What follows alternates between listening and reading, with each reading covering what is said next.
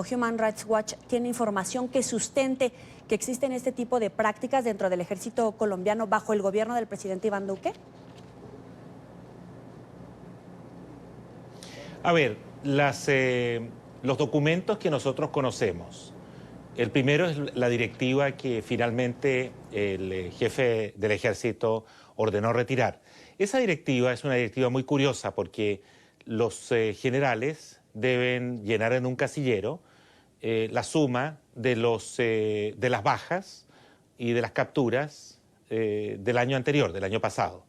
Y luego, en un nuevo casillero, deben comprometerse a un número específico de capturas y de bajas para el 2019. No es una mera especulación. Lo que se les pidió allí en la reunión con los generales es que se comprometieran y firmaran un documento en el que se comprometían a duplicar el número de bajas y de capturas a priori. Además de eso, se les autoriza para asociarse con grupos irregulares armados si eso es necesario para lograr los objetivos. Se les prometen vacaciones para aquellos que logren duplicar las cifras. Se les obliga a presentar semanalmente un récord, una estadística de los enfrentamientos en que las tropas hayan participado a lo largo y ancho del país y de las cifras de capturados y de bajas. Y al mismo tiempo se les advierte que esta es una política que está destinada a mejorar los resultados. Todos esos factores sugieren que la política que intentó imponer hasta ahora el general Nicasio Martínez es similar a la política de falsos positivos que impuso Mario Montoya durante el gobierno del presidente Álvaro Uribe. Entonces, ¿hay una alerta en Human Rights Watch de que se estén cometiendo o llevado a cabo acciones sistemáticas para, en todo caso, cometer falsos positivos, estas ejecuciones irregulares? No, eso no lo estamos, nosotros no lo hemos, no hemos denunciado esto en esos términos. Aquí hay dos cosas que son distintas.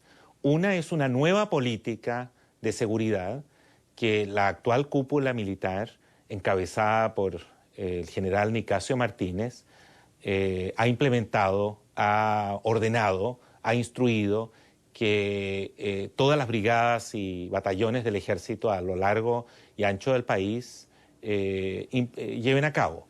Esa nueva política puede que se haya traducido en los hechos, en abusos. Eso no lo sabemos. No estamos afirmando que en los meses que lleva, en lo que va del año, la nueva cúpula militar haya incurrido en prácticas similares a falsos positivos. Esa es una cuestión, es una pregunta empírica que tendrá que ser evaluada y valorada en función de las denuncias que puedan surgir. Pero yo no estoy en condiciones de ninguna manera responsablemente de denunciar que durante el curso de este año se han cometido hechos similares a los falsos positivos. Lo que estamos denunciando a raíz de del artículo del New York Times, pero también de los documentos que nosotros hemos conocido, es el que la política que hasta ahora se ha intentado implementar es una política que tiene factores muy similares, componentes muy similares a los falsos positivos. Claro, pero que el jefe del ejército dé una orden que da espacio a interpretaciones, ¿promueve de forma tácita una política para dar resultados a cualquier costo? A ver, usted misma lo está diciendo, que el jefe del ejército dé una orden, ¿no? En los términos en que lo señala el artículo del New York Times y en función de las directivas que conocemos y los documentos que conocemos, es en una institución como el ejército, no es algo debatible, no es algo que pueda tomarse a la ligera. El ejército, a diferencia de cualquier otra corporación privada o estatal, es una institución eminentemente jerarquizada y disciplinada. si la máxima autoridad del ejército les obliga, como dice el artículo, a firmar un documento a los generales que hacen parte hoy día del Estado Mayor del Ejército para comprometerlos a priori a un número de bajas y de capturas, eso no es una mera sugerencia o una insinuación, es una orden militar que si no se cumple, eso trae consecuencias.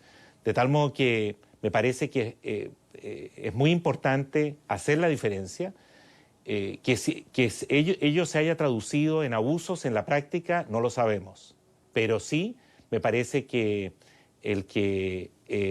esta política sea debidamente rechazada y sea abandonada por las autoridades del actual gobierno del presidente Duque es muy importante. Ahora, tras el escándalo, el comandante del Ejército ha decidido cambiar o quitar esta planilla de planteamientos de objetivos. ¿Es una señal de que admite que se equivocó? Yo creo que sí. Es una señal que la directiva que se ha conocido públicamente, la acompañan otros documentos muy importantes, como por ejemplo otro que lo firma él, donde él baja el grado de protección a la población civil. Fíjese usted que para realizar un operativo militar en cualquier parte del mundo, uno siempre tiene que estar atento a las consecuencias, a los daños colaterales que se puedan registrar ante la población civil. Y para eso hay una serie de procedimientos muy estrictos. Él rebaja el grado de protección a la población civil hasta el 60%. Es decir, autoriza, en otras palabras, operaciones militares a priori, aunque haya un riesgo alto, muy alto, de daño a la población civil. El que esta directiva sea retirada, por lo menos ese es el anuncio que hace el general Nicasio Martínez, yo creo que es el fruto del debate público que se ha generado, de las protestas que ha habido a nivel nacional e internacional, y por cierto, creo que es una decisión tomada por el gobierno de Colombia, no necesariamente por el general Nicasio Martínez. Y borrarla del papel puede asegurar que se termine con esta potencial práctica en el campo cuando usted mismo está hablando de que se rebaja la protección, por ejemplo, de los civiles en estos operativos. Veremos. Ojalá que a raíz de este escándalo, el gobierno colombiano, el propio presidente Iván Duque, tome los resguardos necesarios, adopte las medidas que correspondan para supervisar con el mayor rigor la política de seguridad que se pueda implementar por parte de la actual cúpula o futura cúpula militar en Colombia. Dependerá de eso, en otras palabras, del grado de eficacia y la atención que le dé a esta materia el alto gobierno y ojalá también el ministro de Defensa. Ahora, Human Rights Watch tiene testimonios, pruebas, declaraciones que pudieran ser incorporadas a investigaciones abiertas que vinculen al actual comandante del Ejército con casos de ejecuciones extrajudiciales o de la ejecución de falsos positivos. De falsos positivos sí, y lo hemos dicho públicamente. Hay un documento, un informe que lo dimos a conocer en febrero pasado, e incluso hay una carta de influyentes senadores de los Estados Unidos que se ha filtrado recientemente al periódico El Tiempo y que muestra la preocupación que existe en Washington por la composición de la actual cúpula militar, incluyendo el caso del general Nicasio Martínez, que es el jefe del ejército. Fíjese usted que cuando él se desempeñó como el segundo a cargo de una brigada blindada, entre el 2004 y el 2006, se produjeron violaciones a derechos humanos por parte de esa brigada, al punto que la Fiscalía investiga 23 ejecuciones extrajudiciales, incluyendo el caso de una pequeña indígena de 13 años que fue asesinada, y nosotros hemos exhibido un documento que tiene la firma del actual general director del Ejército, donde él felicita a los soldados por esa operación militar y les reparte $400 de la época por el éxito de esa operación, que como digo, ha sido calificada por la Fiscalía como ejecuciones extrajudiciales, incluyendo el asesinato a sangre fría de una pequeña niña indígena de 13 años. Como usted lo decía, el propio periódico El Tiempo publica esta información y también respecto a un ascenso inminente del comandante. Bajo esta premisa, con esta información, con esta investigación, ¿el gobierno de Colombia debería poner en pausa la decisión de un ascenso del comandante o incluso el comandante debió haber sido ascendido a este puesto medular que tiene en la administración del presidente Duque? Las medidas que pueda tomar el actual gobierno son prerrogativas propias del Ejecutivo. Sobre eso no me voy a pronunciar. Pero a mí me parece que es un grave error que se siga ascendiendo a altos oficiales en el ejército colombiano, y esto ha ocurrido ahora con el gobierno del presidente Duque, pero también ocurrió durante el gobierno del presidente Juan Manuel Santos. Se ascienda a altos oficiales a pesar de los antecedentes que existen en la Fiscalía por casos vinculados con falsos positivos, es decir, ejecuciones extrajudiciales cometidas durante el gobierno del presidente Uribe entre el 2002 y el 2008. En todo caso, el gobierno colombiano desvirtúa la gravedad de estas investigaciones en curso al permitir este tipo de ascensos.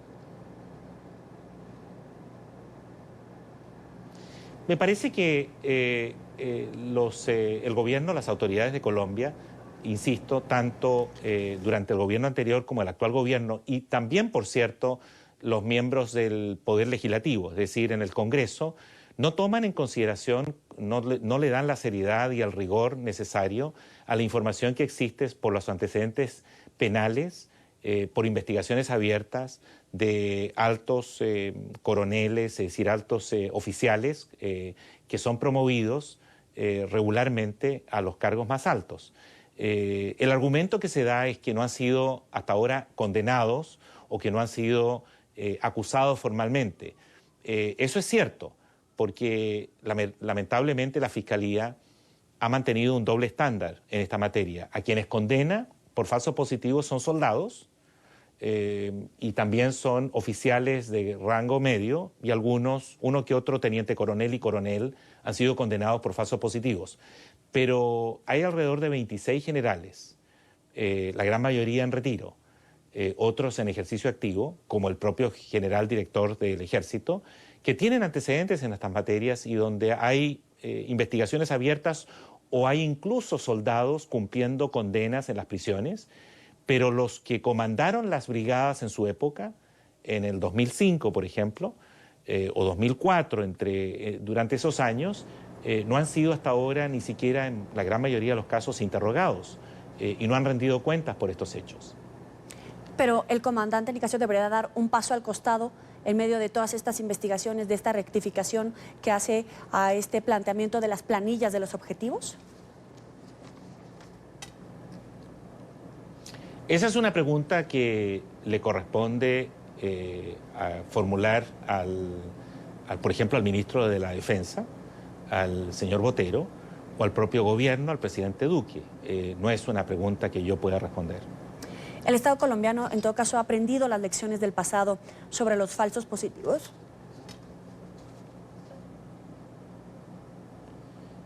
No lo creo, no lo creo.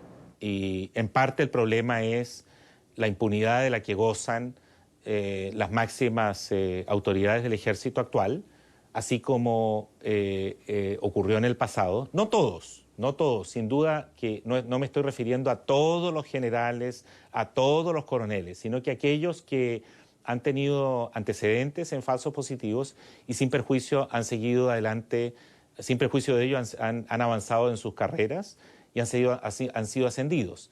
El hecho de que este año se haya descubierto estos documentos que demuestran la intención del general Nicasio Martínez, el jefe del ejército, por implementar y desde luego haber diseñado una política de seguridad que tiene serias y enormes e incuestionables similitudes con la práctica de falsos positivos, creo que demuestra que la lección aún no ha sido aprendida.